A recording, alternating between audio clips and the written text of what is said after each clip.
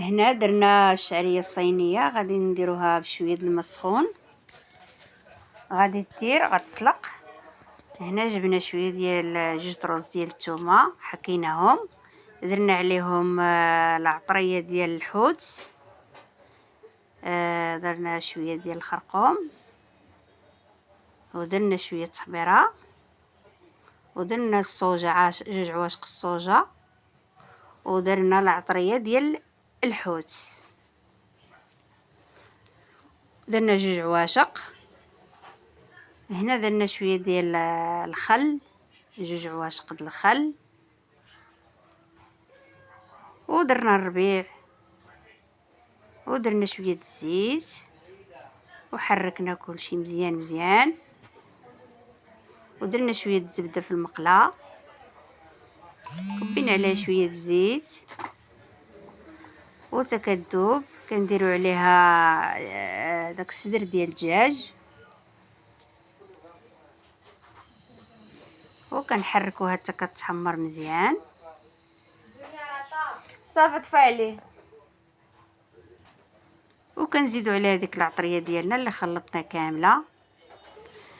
وهنا درنا العطريه اللي خلطنا، نخلطوا بها هادشي. والسلام عليكم. بعدا اسمحوا لي، وشكرا لكم بزاف على الدعم ديالكم وعلى المشاركه ديالكم، ومرحبا بي اللي دخل عندي جديد. كنديروا شويه د المليحه، ما تكثروش الملحه بزاف حيت الصوجه كتكون مالحه.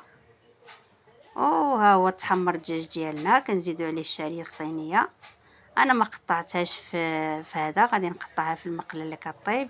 واحد شويه ديال الشامبينيون معلب، وكنديروا الربيع ديالنا وكنحركوا، وكنبداو نحركوا في داكشي كنبداو كنجيبوا هنا الورقه، كنقطعوها وكندهنوها بشويه الزبده والزيت مخلطين، وكنبداو نطويو على هذه الطريقه هذه، وكندهنوها عاود من الفوق حتى كندهنوها مزيان. كنحطوا الحشوه ديالنا، كنديروا شويه ديال الفرماج وكنقادو، كنبقاو نديروا على هذه الطريقه هذه، كنقادوها مزيان، وكنقادو الحشوه ديالنا عفوا، وكنديروها على هذا الجنب هكايا، وكنعاودو طي على الجهه الاخرى بحال هك.